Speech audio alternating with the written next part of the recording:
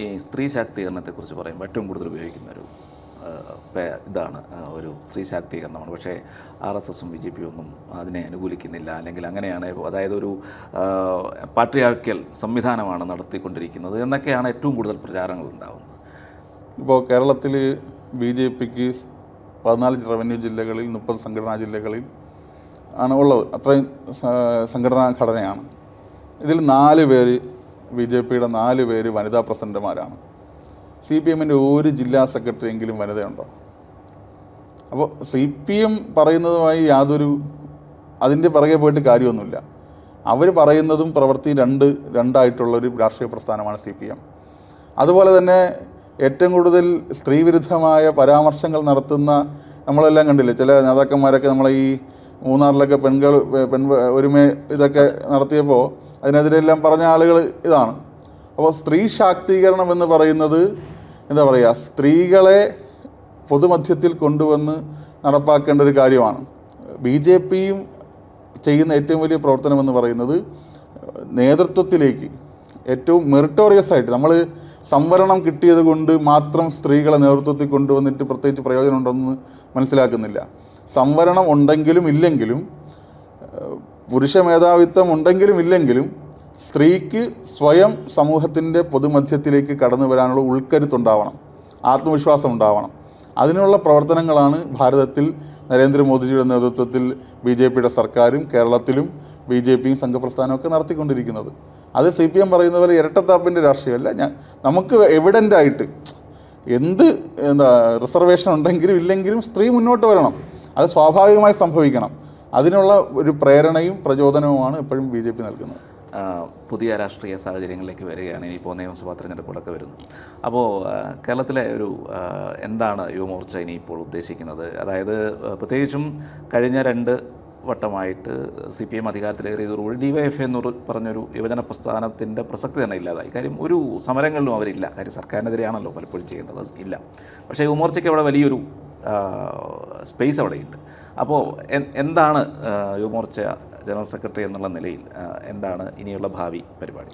കേരളത്തിൽ ഏറ്റവും വലിയ യുവജന വിരുദ്ധ സർക്കാരാണ് പിണറായി വിജയൻ്റെ LDF സർക്കാർ കേരളം ഭരിക്കുന്നത്. അതുകൊണ്ട് തന്നെ ഏറ്റവും വലിയ യുവജനങ്ങളെ ചേർത്ത് നിർത്തിക്കൊണ്ടുള്ള പ്രവർത്തനങ്ങളായിരിക്കും മുന്നോട്ട് പോവുക. പ്രത്യേകിച്ച് നേരത്തെ സൂചിപ്പിച്ചതുപോലെ യുവാക്കൾ രാഷ്ട്രീയവുമായി അകന്നു പോയിക്കൊണ്ടിരിക്കുകയാണ്. രാഷ്ട്രീയമെന്ന് പറയുന്നത് എന്തോ അവജ്ഞയോടുകൂടി കാണുന്ന ഒരു തലമുറ നമ്മുടെ നാട്ടിൽ വളർന്നു വന്നു കഴിഞ്ഞു. അതിന് കാരണം രാഷ്ട്രീയത്തിൽ സജീവമായി ഇടപെട്ടുകൊണ്ടിരുന്ന, ഞങ്ങളാണ് രാഷ്ട്രീയത്തിൻ്റെ മാർപ്പാപ്പമാർ എന്ന് പറഞ്ഞുകൊണ്ടിരുന്ന ഈ പറയുന്ന യുവജന വിദ്യാർത്ഥി സംഘടനകളും അവരുടെ ഈ CPM നേതൃത്വവും ഒക്കെ സമൂഹത്തിന് കൊടുത്ത കാഴ്ചപ്പാടിൻ്റെയും സമൂഹത്തിലുണ്ടാക്കിയ ഈ സാഹചര്യങ്ങളുടെയൊക്കെ ഭാഗമായിട്ടാണ് യുവമോർച്ച കേരളത്തിൽ യുവാക്കളിലേക്ക് എത്തുന്നത്. ഇപ്പോൾ യുവാക്കൾ യുവമോർച്ചയിലേക്ക് എത്തണം എന്നുള്ളൊരു വാശിയൊന്നും യുവമോർച്ചയ്ക്കില്ല. ഞങ്ങൾ യുവമോർച്ച യുവാക്കളിലേക്ക് പോവുകയാണ്, അവരുടെ ആവശ്യങ്ങളിലേക്ക് പോവുകയാണ്, അവരുടെ ആകുലതകളിലേക്ക് പോവുകയാണ്. ഇപ്പോൾ ഞങ്ങളതിന് കാണുന്നത് എന്താണോ യുവാക്കൾക്ക് ആവശ്യമായിട്ടുള്ള കാര്യങ്ങൾ, അവരുടെ മനസ്സിലെ ആഗ്രഹങ്ങൾ, അത് നടപ്പാക്കാൻ സാധിക്കുന്ന, അതിന് സഹായകരമായിട്ടുള്ളൊരു സർക്കാർ ഈ രാജ്യം ഭരിക്കുന്നുണ്ട്. അപ്പോൾ യുവാക്കൾക്ക് അനുകൂലമായ ആ സാഹചര്യത്തെ അവർക്കൊപ്പം നിന്നുകൊണ്ട് പ്രയോജനപ്പെടുത്തി അവരുടെ സ്വപ്നങ്ങളെ കൈപിടിപ്പിക്കാനുള്ള സമരങ്ങൾ മാത്രമല്ല, അത് പല രീതിയിൽ പുതിയ കാലഘട്ടത്തിൻ്റെ സമരങ്ങൾ നമ്മൾ പോയി വലിയ സമരങ്ങൾ വേണ്ടെന്നുള്ളതല്ല, വലിയ സമരകോലാഹലങ്ങൾ മാത്രമല്ല, ഈ പുതിയ കുട്ടികൾക്ക്, യുവാക്കൾക്ക് അവരുടെ മനസ്സിന് ആഗ്രഹിക്കുന്ന രീതിയിലേക്കുള്ള സാഹചര്യങ്ങൾ സൃഷ്ടിക്കുക. പ്രധാനമായിട്ടും കേരളത്തിൽ നിന്ന് ഏകദേശം 70 ലക്ഷം യുവാക്കൾ മറ്റ് രാജ്യങ്ങളിലും സംസ്ഥാനങ്ങളിൽ ജോലി ചെയ്യുന്നൊരു സംസ്ഥാനമാണ് കേരളം. അപ്പോൾ 70 ലക്ഷം പേർക്ക് കേരളത്തിൽ യുവാക്കൾക്ക് ജീവിക്കാൻ കഴിയാത്ത സാഹചര്യമുണ്ട്. അപ്പോൾ അവർക്ക് തൊഴിലവസരങ്ങളും ജീവിത സാഹചര്യവും കേരളത്തിലുണ്ടാവണം. അതിന് എന്ത് ചെയ്യാൻ വേണ്ടി കഴിയും?